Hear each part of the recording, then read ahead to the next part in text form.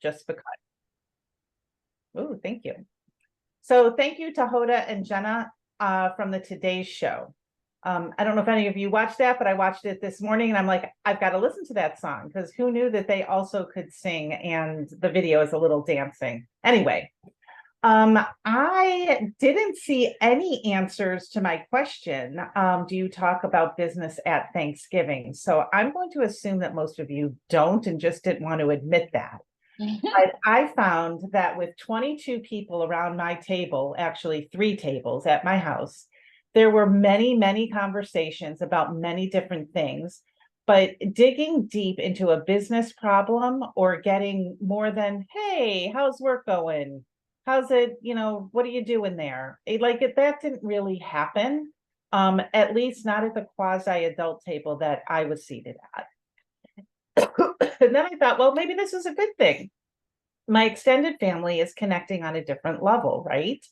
And then I thought, well, yeah, that's good, but wow, I really missed an opportunity as 3 of my family members are educators. And wouldn't it be good to learn about the problems they are facing and they have? And my other family members could chime in on maybe what issues they're facing in education, and are they the same or different than issues in their field? At my Thanksgiving table, I could have had the opportunity to talk a little bit about what we are going to explore today as we continue our series with EntrepreNew. Today, we will be learning all about problem solving with real-world business partners. Like all our power hours, we will keep this to 1 hour, record it, and send you all the information in an email for your reference. Feel free to ask questions during the call. We are joined today by Emily Kilgore and Nadia Mullen. Both are co-creators of the EntrepreNew Pathway and co-founders of Startup Trade Up. So Emily, I'm going to turn it over to you to continue our learning all about this program. Thanks, Robin. Hi, everyone. We are so excited to be here with you today. I am Emily Kilgore. I am a career and technical education educator. I am in the Cuyahoga Falls, which is the north, like the area between Akron and Cleveland. I serve 6 school districts in that area and have been teaching the EntrepreNew program since 2020. And after having done this for the last 4 years, and due to the generous support of the Burton Morgan Foundation, as well as the support of the Young Entrepreneur Institute, this program is now entirely available to you for free to use in your classroom, and these materials are fantastic.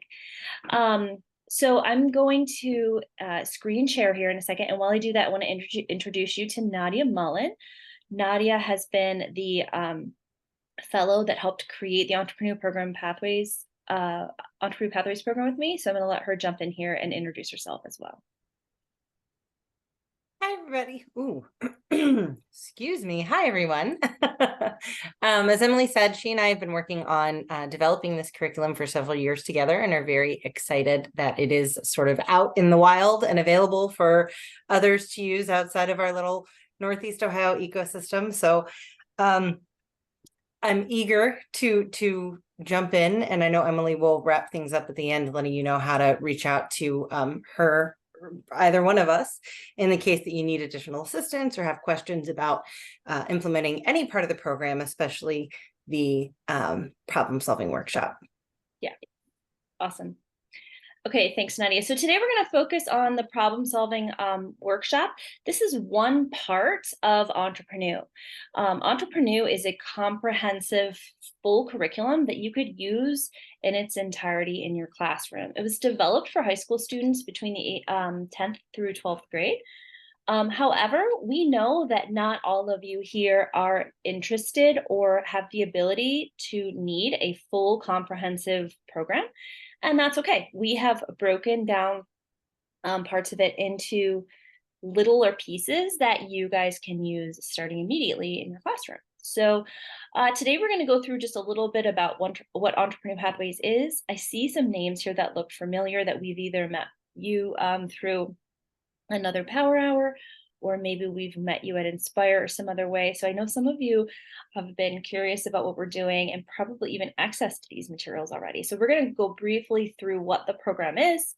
We're going to talk about why we created it and why we strongly think entrepreneurial learning matters. And then we're going to get to the turnkey resources and materials for you to build this program, this piece of the program in your classroom. And when I say turnkey materials, they are completely ready for you. I know as an educator for 18 years, I grow frustrated because there hasn't always been a lot of turnkey ready to go materials that I didn't have to put a lot of work and effort into. And this program is designed to give you everything you need for your students, yourself, as well as your partners that you work with. After that, we'll answer any questions you might have and then show you how to access your materials using YEI. I'm sure you guys are all familiar with YEI at this point, but we're going to show you how to do that. And we're going to give you some options for beyond today if you want some additional support and training.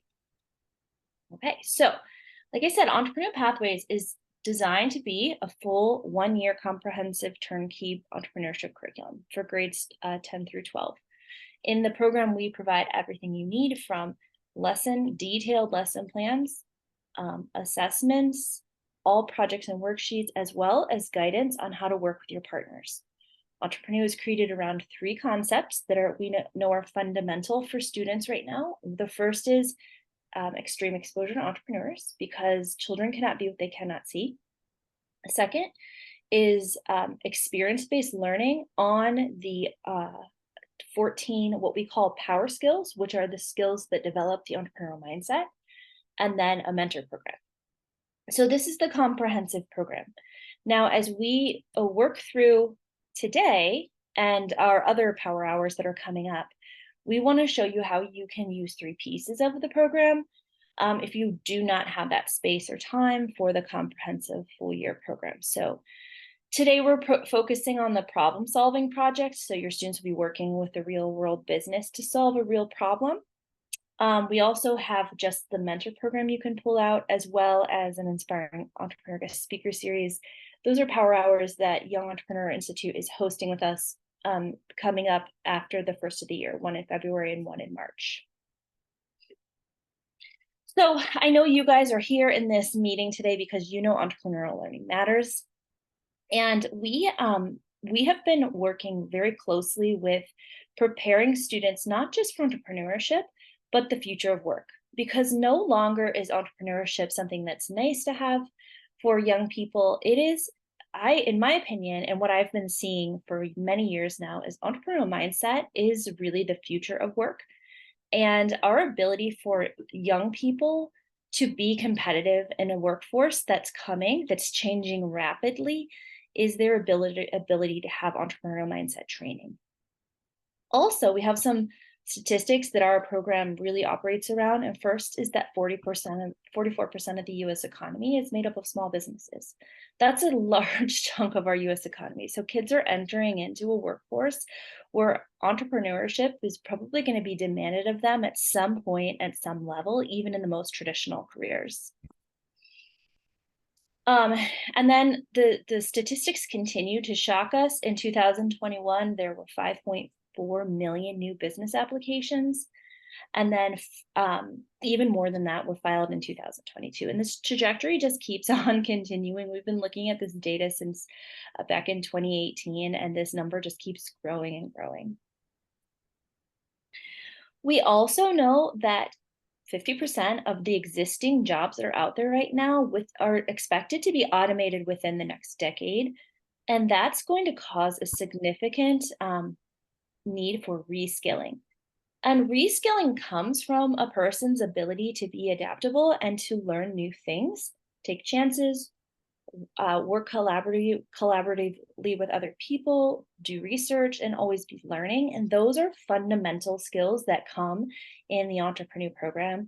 So we can train them on that well before they enter into the workforce.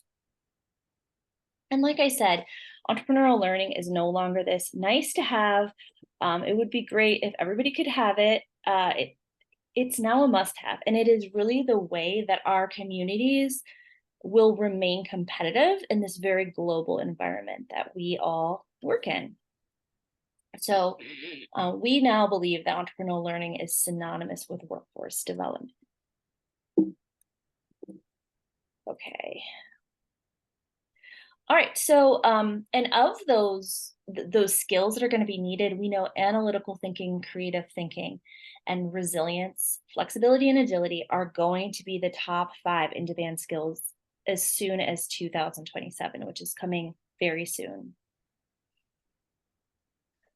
We also know that when real experiences happen with students, when they get hands-on project-based experiences and interaction with professionals outside of the classroom, skill development soars. And I've been seeing this in my classroom as long as I've been teaching. When we put students in a real environment with real situation, not only is engagement higher, but skill development in the entrepreneurial mindset skills soars. So our program is based completely off project-based and experience-based learning models where you can take the projects we've developed and turn them into your classroom immediately. And the one we're focusing on today is the problem solving project. So the problem solving project is working your students with a real world business partner. So what this allows you to do is look at how your students work in different personalities and different communication styles, and allows them to collaborate in student groups to work together to solve a local business's problem. It is one of the best parts of EntrepreNew in my experiences. My students love this project, and the business partners that we work with have found this to be a very interesting look into how to solve their problems from a youthful perspective. Okay, so when we think about how our materials are programmed and how you would do this, I want to show you first what our guidebooks look like. Bear with me for a second.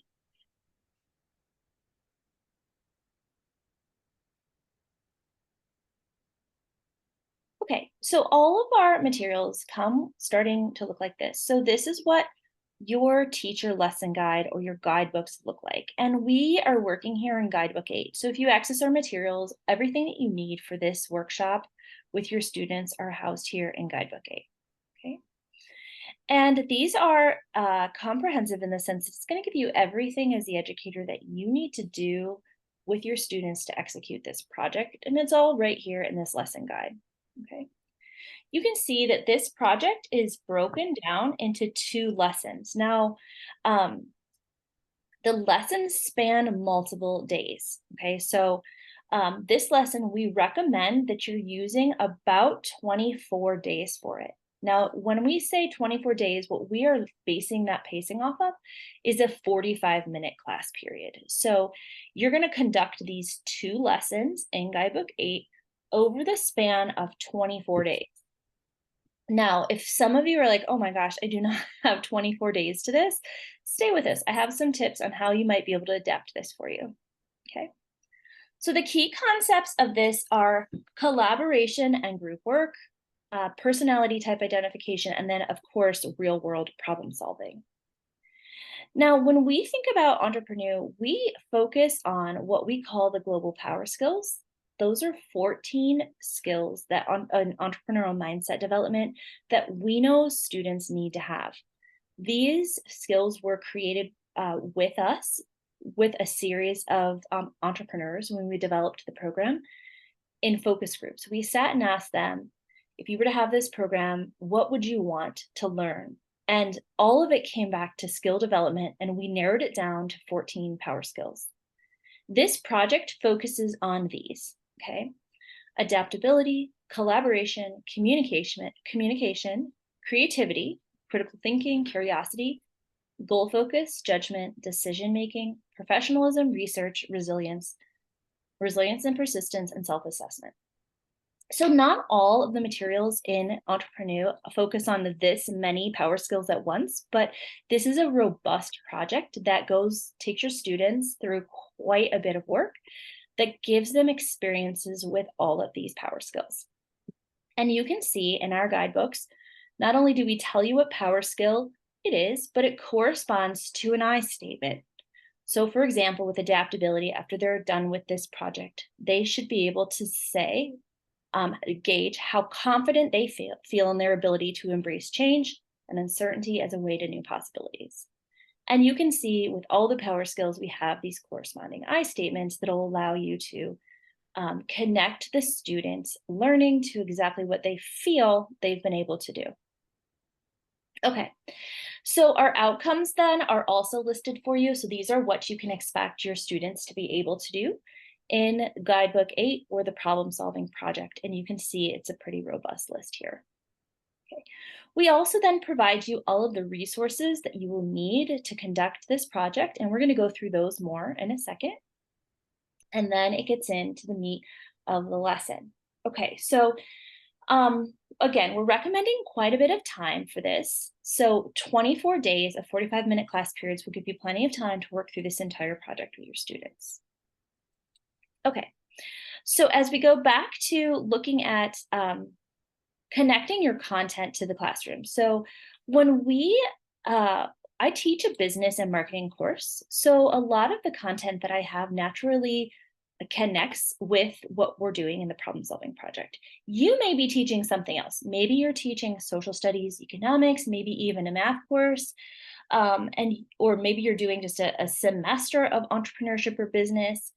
What is really great about the program, not just the problem solving project, but the entirety of EntrepreNew, is that you can look at your own content standards and connect so many pieces of them to the framework that we're giving you here.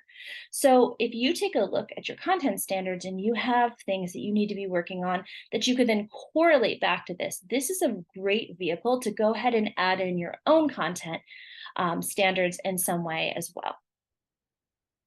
Okay, so let's look at some of the resources we provide you to first set up your problem solving workshop.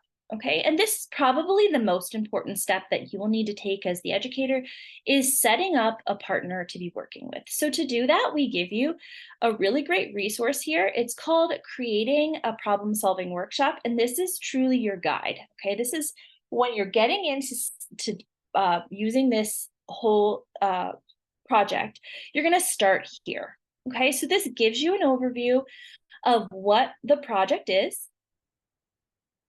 It recommends your pacing that we just talked about. And it gives you all of your directions. So the first thing you're going to want to do is to find a business partner.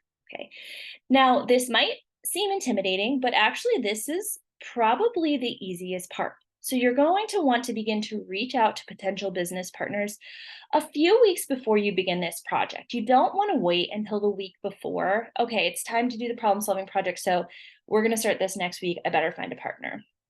No, I would recommend you start doing that a little bit in advance. That'll give you some time to really get your brain around who you want to partner with and give you some options to pick the best problem for your students to solve. Okay. So where do we find business partners? Well, if you joined our last Power Hour last month, we talked a lot about partnerships and how to build them for your classroom, the importance of building those partnerships. We use partners a lot in EntrepreNew, and the best place to start is within your own network. So if you are reaching out to parents of your students, telling your administrative team, your school board, if you're reaching out to any kind of business partners you might already have existing in your school community. So it could be your business advisory councils, it could be any kind of chamber of commerce or a local entrepreneurship resource center you might have. It could be development departments within your city or your municipality. And you just tell them what you're doing. You would be very surprised at how many people are going to respond positively to working with you. Okay. So once you have found a few potential places that you want to start asking to work with you, then you're going to want to send them what we're going to call our RFP for your problem solving workshop. So the RFP stands for Request for Proposal. I'm sorry, let me click through these and find it for you.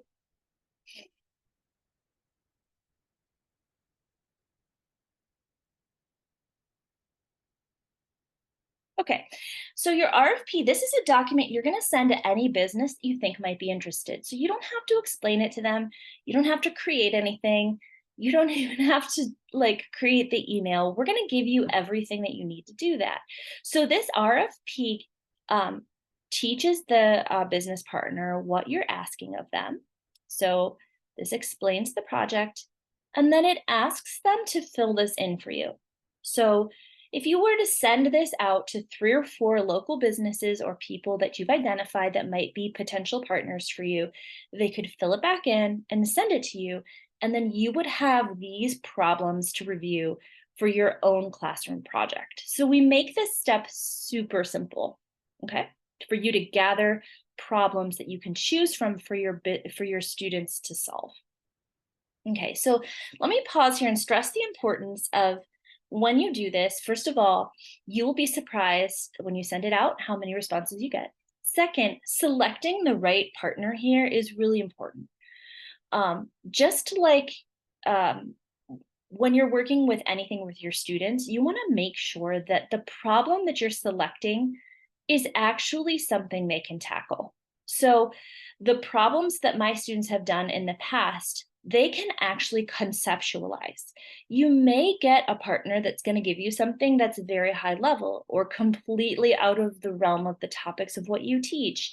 So you're going to want to carefully look at what problems you've collected back and select your partner carefully. Okay. We also want a partner that's going to work with us and our students really from a very altruistic perspective. We don't expect in this project here for your students to do anything but come up with solutions for the business to implement. The goal here is not that your students actually create the solution. They do not have to execute the solution. Okay. So you want to have a partner that's in this for the right reasons. And the first reason is to help educate your students in this way and work with you collaboratively so they have this problem solving experience with you. If they come out with a solution, that is absolutely awesome. But I want you to understand or help your businesses understand that the purpose of the project is really for them to work together and have this learning experience. Now, having said that, I've done this project for 3 times with my classes, and every time the business partner has walked away with a great solution that they have then actually implemented in their own business. Okay, so keep that in mind. Your goal here is not for your students to actually execute the solution they come up with. Rather, it is to come up with the solution itself. Okay. All right.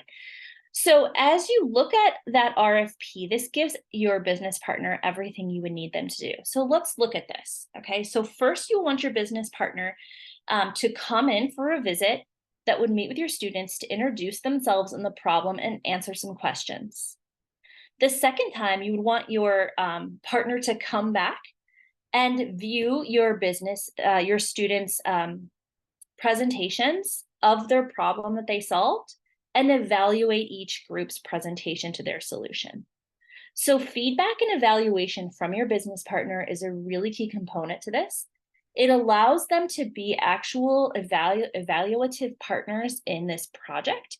And if any of you are doing any kind of work-based learning, this is considered a work-based learning experience where you could have this partner be an evaluative partner for your students. Okay, and then also you would want them to provide feedback on their presentations and solutions. So you want to find a partner who's willing to work with you in those 3 steps, which is visiting your students to outline the problem in their company, view and evaluate their presentations at the end, and then actually come back and give them feedback on what they saw and heard from their work. Okay. So that is how we find a partner. And the tools we give you to do that. Okay, so after you have found your partner, I want to show you this sample. This is a sample RFP that we used last year, or it might have been the year before, with the city of Cuyahoga Falls. Okay, so they came to us with their RFP, and they were looking at implementing a cohesive river cleanup program for spring and fall.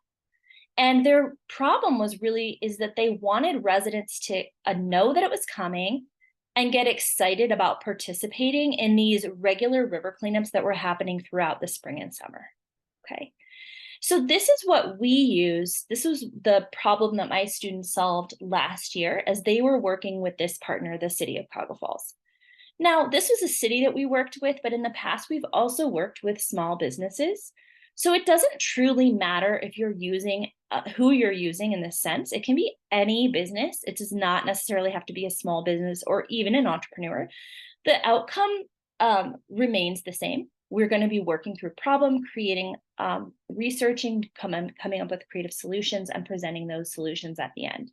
Okay, so this is a sample of what one of my RFPs looked like when we were doing this the year before last. Okay, so that is how you create and find partnerships using our materials. Okay, so now once you have a partner, then you're going to start working through lesson 1 and 2 with your students in guidebook 8. And the first lesson, as you will see if you're looking at your guidebook, is all about how students work together in teams. Now, I don't know about you guys, but students, by the time I get them and they're tasked with working in groups, I usually get a collective groan from my students. They don't enjoy group work. In fact, I think even as adults, most of us really don't enjoy group work.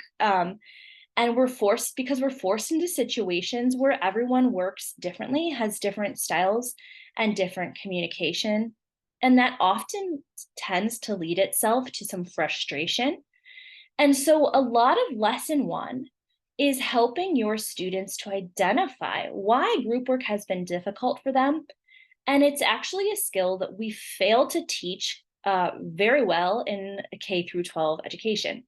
So lesson 1 really focuses on that.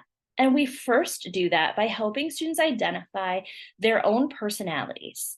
Okay, so what kind of personality are they? And what does that mean in their situation of working with others? So we ask your students to go through 2 personality assessments. One is this one, which is a free personality test. This is 16 personalities. They take this assessment and then it shows them the detailed results of what their personality is. Then we ask you to have them go through this site here with their personality type and learn about themselves, okay? And the students really like this because oftentimes, well, these sites are fun. They do this in a really interesting and youthful way, but they see so much information about their own personality that lets them see a glimpse into themselves. In addition, these sites also show them a lot of details about how their personality works in things like groups or works in academics, who they work well with and who they might struggle with. So it's a lot of very interesting feedback for them on how they connect and collaborate in situations. Okay, so once they've done that, then we have them work through understanding their personality types in a group setting. So this is we're not just teaching them what their personality is. Now we're looking at them collaboratively together and they're saying, where might I struggle? Okay.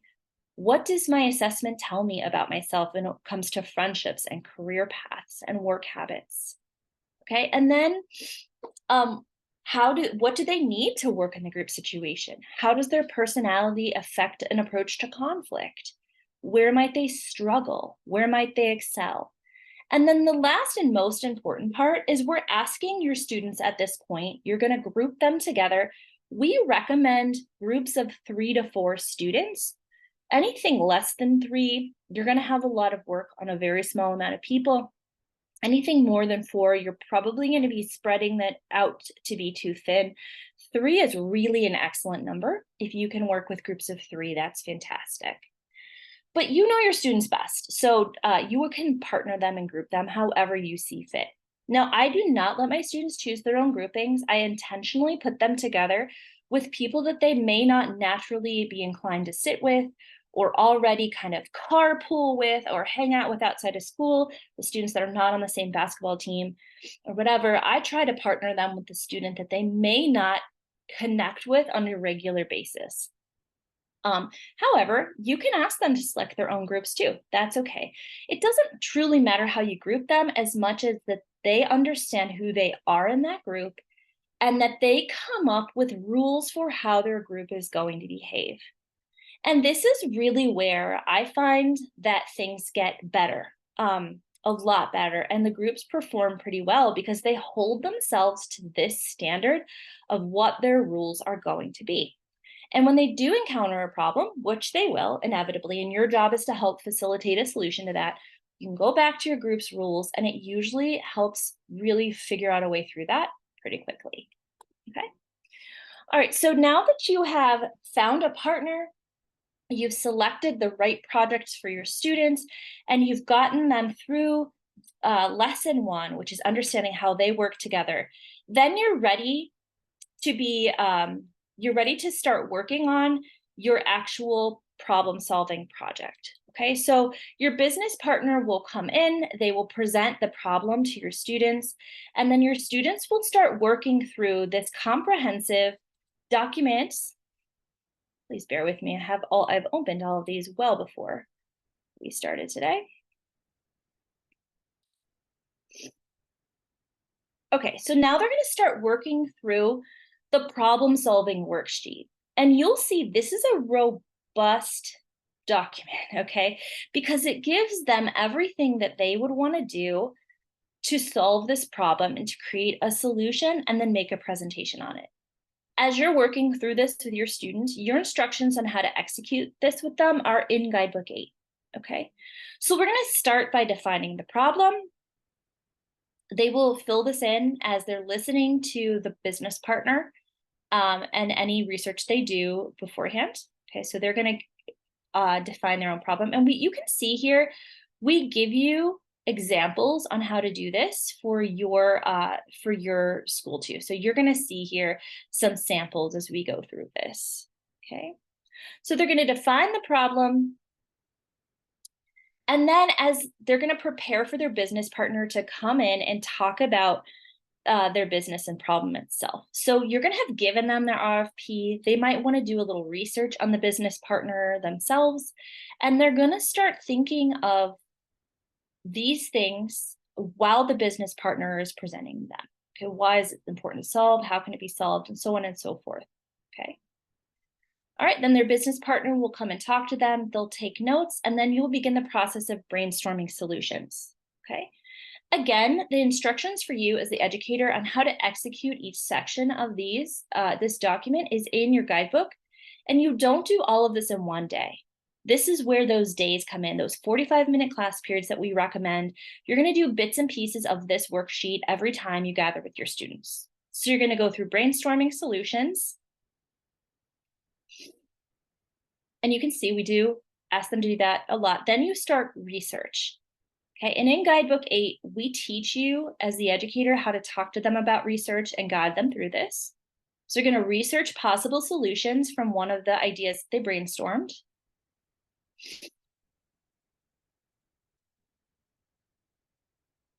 And then they're going to research the competition. So those businesses doing similar things to what they're solving in their problem. And then ultimately, now this is several weeks in here, you're going to select a solution and then share that with you. The Guidebook 8 is going to show you everything you need to do with the students to help them with that selection process. And then they're going to draft their presentations. Okay, so drafting presentations, then at that point, they have created their creative solution, they have researched, they have come up with metrics for success, and then they're going to present that to their business partner. So once they've drafted it, they're going to show it to you, or you can collaborate with other teams. They're going to revise their presentations, and then they're going to prepare for it. So a big chunk of what we're doing with the students, beyond just coming up with creative solutions, researching, and hashing out what solutions could look like, then they're going to present. So This whole document that you're looking at here is what takes up the meat of this project. This will take you several weeks for you to do this in 45-minute classes, okay? So each time your class comes in, you'll be working through a segment of this, and the guidebook tells you exactly what you should be doing on day 1, day 2, day 10. And then ultimately, your students will make presentations. And this is where things become very real, because in the presentations, they're making this to your business partner. So it's going to feel very official. Your business partner will be evaluating them. So when I've done this in the past, my students take this part very seriously, because not only have they worked really hard on creating a solution and being very creative and doing their research, but now this is oftentimes the first chance they have to actually make an official formal presentation to a real business. So we set it up like a boardroom. They present at a table. And while they're doing that, they may have created visual displays or handouts that they want to show. And this is a very serious, this allows them to take this very seriously. And this is where you will see that skill development really soars, because you've given them full autonomy over the solution, how they're coming up with the solution, what that should look like, and then the presentation itself, okay? And we spend a lot of time helping you structure practice for your presentation. So your students shouldn't go into this having just drafted their presentation and give it the next day. We spend a lot of those days that we break down in Guidebook 8 for you as the educator on how to help your students practice, okay? And then they make their presentation itself. So as you can see, Guidebook 2 is broken down into 2 parts. First is Lesson 1, which is getting them to understand how their own personalities and how they might work together in groups and creating groups and rules for themselves. And then Lesson 2 spans many more days, but it gives them everything you need to actually come up with viable solutions for their business. Okay. All right. So when you get to the final end, this is the elements of a presentation checklist. We give you this. This is what your partner will evaluate your students on. So like I said, the feedback piece of this and the partner evaluation makes this a very real experience for your students. And this is what we encourage you to have them assess them on. Okay, so this is kind of a rubric for you to use. And like all of our materials with EntrepreNew, these are fully editable. So if you take a look at this and you're like, I think I want to shift this, maybe let's add this and take this away. These are Google documents that you are welcome to edit and make your own. If you would like to change them, you're welcome to do that. Okay, what you're getting with all entrepreneurs, the materials I use in my classroom when we created the original program. And these are the ones that I still use today. Okay, so this is the presentation checklist. You will give this to your partner and they will evaluate each team when they listen to their presentations. Then your partner will go away, maybe for a few days. They'll think about the different solutions that they heard. And then we ask you to have your partner come back one last time. My businesses have always selected one winning group with the most feasible idea. And when they do that, they are selected in that final visit. It's become kind of like a contest in some ways, really ups the stakes for the students to get them excited about winning. And all of the partners I have had have been very generous in providing a prize to the winning team. So for example, when we worked with the city of Cuyahoga Falls, they were able to give our students passes to our local pool called Waterworks and passes to a mini golf course owned by the city, as well as a regular golf course owned by the city. So the kids that won left with a package of summer fun that they could use with their classmates throughout the summer. Okay, and then to wrap up your project, what we also want to do is go back to connecting lesson 1 to how your team actually worked together. So as I said when we started this, the outcome of this workshop, the problem solving workshop, is really getting students to understand how they collaborate and work with others. So what you then do is have your students evaluate their own team. We've created a team evaluation form for you. So it allows them to look at how did they work well? What stages did they have challenges? When did they feel frustrated? If they could do it over again, what would they do? What was their communication strategy? So this allows them to be very reflective on their learning and the experiences they just had in their team. So we don't want to leave that teamwork concept dangling. This is a way to pull that lesson one back in at the very end. Now that they've done everything together, how would they assess their team? And then it gives you a really good point of evaluation and a place for you to talk with your students about what that was like for them as they were working together. Okay, so that is the meat of the problem-solving project. Now, this is a big project. So as I said, it takes several weeks.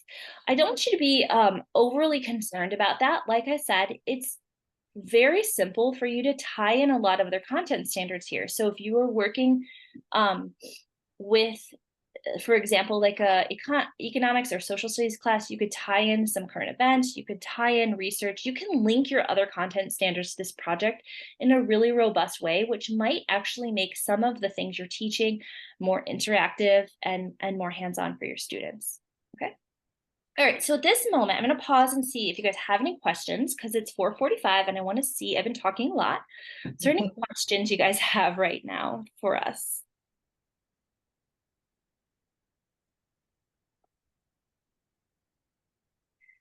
Okay, all right, so if you're posting them in the chat, I'll just have Robin tell me here in a second.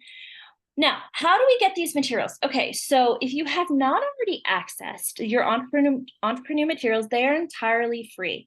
We created this with the financial support of the Burton Morgan Foundation so that educators anywhere could use these materials for free, okay?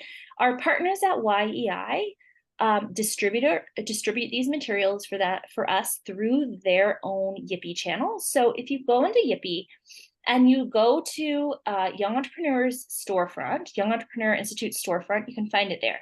You can also just search EntrepreNew pathways at the top, and it will show you one of two options. It's going to show you either the mentor maps or the full pathway materials. To get to this resource that we're talking about here today, you're going to access the full EntrepreNew pathways materials. Those will then come to you. You have to fill in some information. That's a step we want you to make sure you do. Fill in that information, purchase an YIPI for free, no points necessary. Fill in your information. And then once you do that, you will then get an email with access to a Google Shared Drive, which will give you all the materials that are in the entire comprehensive program. We are looking specifically at Guidebook 8. So you're going to go to Guidebook 8, and that will give you all the resources and materials in there that you'll then need to find in your materials, okay? Okay. So there you go, materials free to users through the Young Entrepreneur Institute. And then Nadia and I, we also, besides creating EntrepreNew, we now own the company called Startup TradeUp, and we just provide support, training, and resources for people using EntrepreNew. So if you're on YIPI and you like what you see, and you're like, I really like this, but I want some more support, whether it's with this problem-solving project or anything else that you might be trying to do with EntrepreNew, we have a 90-minute one-on-one consultation on YIPI that you are able to access, and you can meet with her or I, and we will walk you through whatever you're trying to do with EntrepreNew, or just help you take the pieces and parts of it that you'd like to customize for your classroom and help you get started with that. So you can purchase that on our storefront on YIPI by searching Startup TradeUp. Okay, and that is not free. That is YIPI points, and Nadia might have to jump in here, but I think it's 250 of your YIPI points would purchase that with us. Okay. But just so everyone knows, for attending the Power Hour today, you will be receiving 250 points. And every time when you register or when you recertify, you get 500 points. So we never want to make points be the barrier here. You just have to choose what you want to use your points on. Correct. Yes. And then I've met a lot of people that have come to us that are not in Ohio. And maybe you're outside of Ohio and you're like, I really want to do this, but I don't have Yippee points to purchase the training. That's okay. Just reach out to us. It's fine. We're happy to help you get started and answer those questions for you. Like, your lack of points are not going to stop us from helping you at any point. So just send us an email and we'll be happy to get you going in the right direction. Now, if you like what you're hearing about EntrepreNew and you're like, that's a cool project, but maybe that's not for me, or maybe I could do that next year, we also have some other stuff coming up. On February 6th, we're going to be talking about our mentor maps, which are a mentor program we created that's part of EntrepreNew. You can come to that and learn more just about the mentor map piece of the program. And then on March 14th, we're going to be talking about our global power skill assessment. And that is how we measure data using EntrepreNew. I know that as an educator, we're always seeking data points and we're seeking ways to evaluate students' growth and entrepreneurial mindset. And we have that embedded into the Entrepreneurial Pathways program. So we're going to be talking about in March, full implementation of EntrepreNew and how you can use that assessment tool in your classroom. Next year, that is something that you will want to start when you have a fresh school year to begin. So we'll be doing that in March. Okay. All right, Nadia, did I miss anything? Just a couple of points I wanted to touch on. You mentioned earlier that there are 3 components that we've really explored as far as partnerships. And we, YEI is super, and that all of these power hours are not just freely available for you today. Once you attend, you can access, previous power hours sort of on demand. The materials are available at YEI's website. And we actually did a power hour where we dove into the sort of parts of the mentor program and that extreme exposure to entrepreneurship piece, or that speaker series piece. So that information is actually already available for you if you want to go check that out. That was September 7th power hour.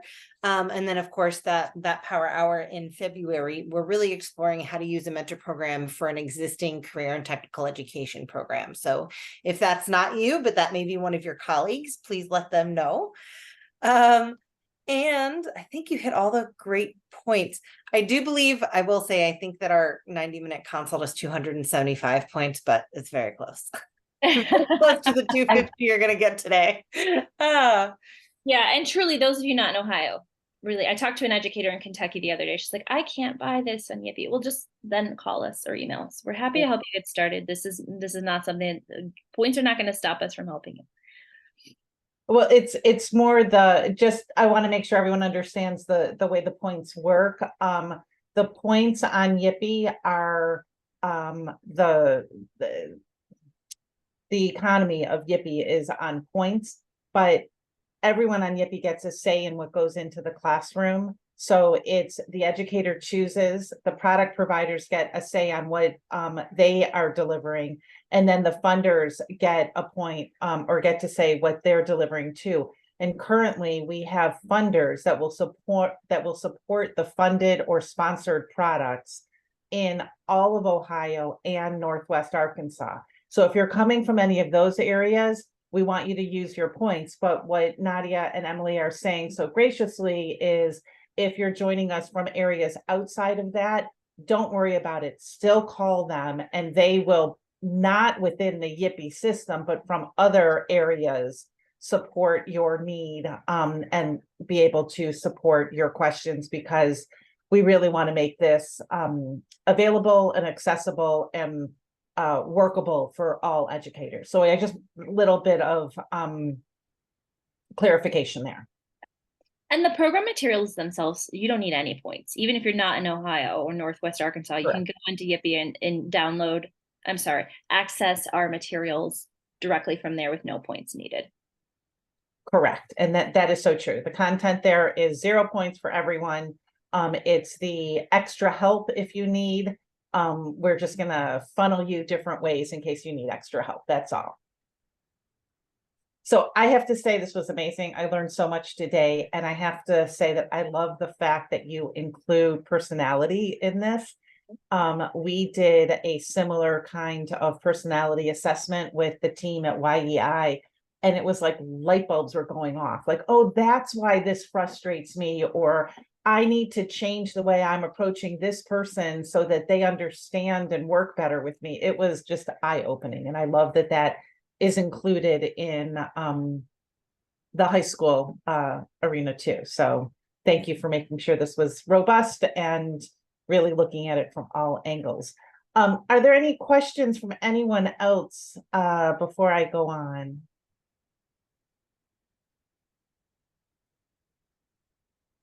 Yeah, Patty, you're right. We don't usually learn that till later in the life. I love that it's earlier, and you brought it in. Well, I wanted to thank both of you for joining us again today and continuing this great series on how to best use the EntrepreNew material. And lots of new power hours were discussed, and I'm going to throw one more out, and that is on December 7th. The YEI is having our next power hour, and the theme there is, I was trying to come up with something like fun. What could we do fun? And I thought, improv is really fun. Let's talk about improv and storytelling to build entrepreneurial skills. We're going to have Nathan Mins from Greenlight Improv, Marisa Matero-Maury from Interactive Storytelling, and Permjot Avaliyev, who is a Goodwill ambassador to the state of Arkansas, join us to talk about improv and to talk about strategies for storytellings, like using puppetry for the young learners and using 4 tried and true strategic ways like Disney and Pixar and some of the story spine, and really the some well-known story techniques that will be used so that you can remember and make sure that people remember what you're trying to tell your story on. Hope you will join us. That is at 4:00. We also have a really great pitch competition going on, and I'm going to turn it over to Kelly Bigger to do a quick information about what our pitch competition is. So Kelly. Sounds great. Thank you, Robin. Nadia and Emily, awesome information. That's one of my favorite things is that real world problem solving. So well done. So many cool resources that go with it. It's amazing that you even have the RFP in there. So great material. So just to do a recap, we typically have our pitch challenge. We've done it for many, many years for Northeast Ohio. One change this year that we have is we are encompassing all of Ohio. So anybody who is in Columbus or Cincinnati, Toledo, all those other areas may feel free to join us this year. So that's pretty exciting. The kids compete by grade level. So again, it's K through 4, 5 through 8, and 9 through 12. They can compete as an individual or as a team. We are going to do public voting again this year, and prizes are gift cards. So finalists get $60 gift card per entry, and winners get $180 gift card per entry. So teams of up to 4. We also have a new option this year. Students have the opportunity to win in one of 4 categories, and they are sustainability and environment, technology and STEM innovation, sports and recreation, social entrepreneurship, and community revitalization. So there will be 3 winners will be chosen for each category, 1 in each age group. So lots of fun things. Maybe Robin or I can put it in afterwards. If you go into yepitch-ohio.com, everything is there. If you just look up on our Young Entrepreneur website under pitch challenges and check the Ohio box. So classroom teachers, after school programs can sign up as a class, or individuals may join us. So any questions, we're happy to do workshops. We're happy to work with facilitators. We obviously also have a pitch challenge toolkit. So that is on Yippee if you need it as well. So thank you, Robin, and well done to Nadia and Emily. Yeah, thank you, Kelly. And thank you, Evan, for dropping that link into the chat. Perfect. I also want to make sure that everyone gets the code for today. I just dropped it in the chat, NOV30 for November 30th Power Hour. That is the code that you can use to get 250 points for attending today's Power Hour. And that code is good for about a month. And lastly, we have a survey that we would love for you to participate in. We do look at every survey. We look at every comment. We really want to make these power hours information that you, the educator, is looking for. So please take a moment. It takes literally less than 2 minutes to let us know all about your comments and your inputs for this Power Hour and for future Power Hours. Thanks for adding those into the comment box also. And with that, I think I'm going to say our Power Hours officially ended. I am happy to stay on and talk to anyone, answer any questions for YEI, YIPI, and especially for the EntrepreNew program. So wanted to thank Natalie and Emily once again for sharing this great information with everyone who was on today and everyone who's going to join from the email that sent out with the recording. So thank you all, and thank you all for coming.